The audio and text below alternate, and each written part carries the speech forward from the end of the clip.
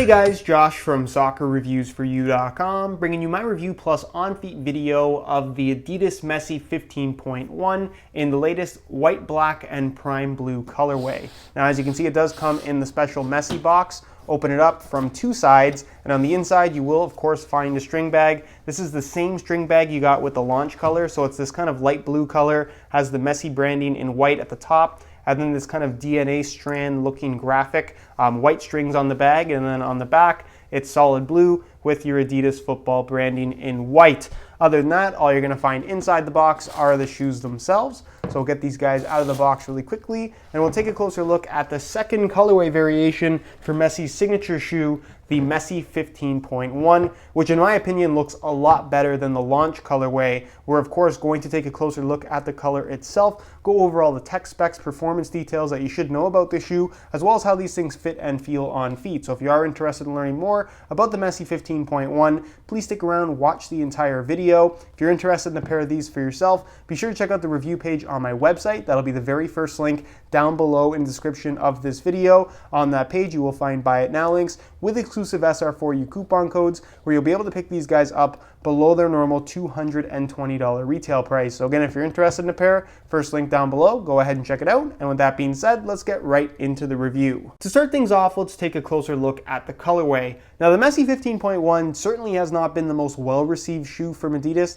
mainly based on how it looks. A lot of people just don't like the appearance of this shoe, and to a certain extent I can understand why. It's a very non-traditional Adidas design, and it's not for everybody, just to put things simply. With that being said, I think that this second colorway variation is a lot better looking than the initial launch color, which was kind of an unusual shade of kind of slightly metallic light blue. I didn't think that they were ugly. It's definitely a design and a color that grew on me over time, but I much prefer the look of this white and kind of royal blue color with the yellow studs. I think it looks pretty cool. Still not the best looking shoe in the world by any means, but certainly a little bit nicer than what we got with the initial launch color. That's my opinion though. I'd be curious to hear yours down below in the comment section. So the majority of the upper, as you guys can see, is white in color, and you can see that it stays consistently white even though the materials do change up. This front part that is the Messi Touch synthetic does have kind of a shiny pearl-like finish to it, whereas this back part is more of a matte finish, which does look kind of cool. You do of course have the royal blue, or what they call prime blue accents in the form of the Messi frame right here around the heel, the laces, the heel liner, as well as the sole plate with the white peeking through, and then of course the neon yellow or solar yellow there in the studs. One of the heels has the Messi logo in kind of like a darker gray color with the yellow outline, and then of course the other shoe has the Adidas logo on the heel, and the same thing is flip-flopped on the tongue. One has the Adidas logo, the other has the Messi branding, as you guys can see. So that's pretty much it in terms of how these things look. Let me know your opinions on them down below in the comment section. Do you like how these look? Why or why not? And with that being said, let's move on to the tech specs so we can learn a little bit more about the overall performance. In regards to feel and performance, the Messi 15.1 is a really unusual shoe, but one that ultimately does perform quite well. Now the upper is what they call their Messi Touch synthetic, or at least the majority of the upper, the part that is forward from this kind of royal blue Messi frame system, which is this thick rubber material. So all the parts of the shoe that has that little bit of texturing to it, and of course the pearl white finish, that is their Messi Touch synthetic, which is thin, it's soft, it's flexible, it feels nice against your foot, really doesn't require much in the way of break-in time. You can see from the side profile, it does have some decent thickness to it. It reminds me a lot of the hybrid touch synthetic you would find on the previous F50 models. It's definitely thicker than what you're going to get from the X15.1, and even a little bit thicker than what you're going to find from the Control Web upper on the Ace 15.1. So it's a thin synthetic shoe, but it's one that ultimately does have some decent padding to it, and a lot of that has to do with the lining material that is this kind of slick synthetic. Normally something you would find on cheaper shoes, but they have incorporated here on the $220 top of the line Messi 15.1. Something I wasn't too pleased about at first, but actually after wearing the shoe isn't something that really bothered me at all. They're comfortable, they feel good, and as long as you're not expecting something that is a true barefoot sensation, you're probably going to like what you're getting here with the Messi 15.1. A lot of you guys have been asking me to compare the Messi 15.1 to another shoe in regards to how it feels and the thickness. And it's really hard for me to do that because, like I said, it's kind of unusual in terms of how it feels. It's a thin synthetic, but ultimately one that doesn't feel overly thin. That's kind of the best way I can describe it. It does have a thinner synthetic tongue. The laces run through the middle of the shoe. And then, of course, you have this really unusual looking Messi frame system, which is this thick kind of rubber cage that is on the lateral and medial side of the ankle midfoot area.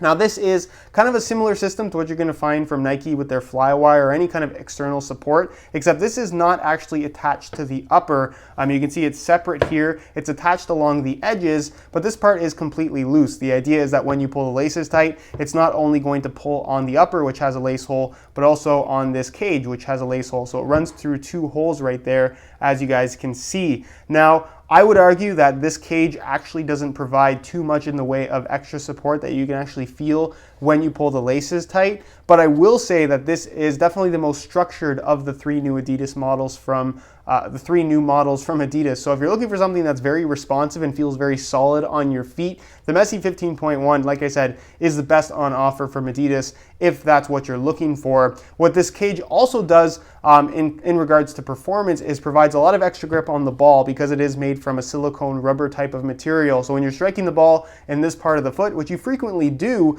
you're getting that extra grip. So to that extent, it reminds me a little bit of the Predator Instinct, which is kind of an unusual comparison because obviously this looks nothing like the Preds, but it is something that I noticed and is definitely worth pointing out when you're talking about the performance of the Messi 15.1. It does have an internal plastic heel counter, pretty standard low cut in the heel, nice synthetic suede liner on the inside, so a very comfortable fit from right out of the box. The insole is fully removable. It's pretty much the same insoles we've been seeing from Adidas on all of their models. Synthetic suede liner on top. You can see it says Messi 15.1 built to win on the heel. And it's just a standard layer of foam with a different variation on the pattern, with the pattern on the bottom. That impacts the feel in no way whatsoever. And then of course, moving on to the sole plate and stud pattern, it does feature a sole plate that is reminiscent of what you're going to find from the X15.1 in that it does have the cutouts. Obviously more cutouts on this shoe than the X15.1, but ultimately it does have a plastic plate underneath with the plate with all the cutouts on top. So it's still a solid sole plate. You're not going to feel like you're sinking in between all of these cutouts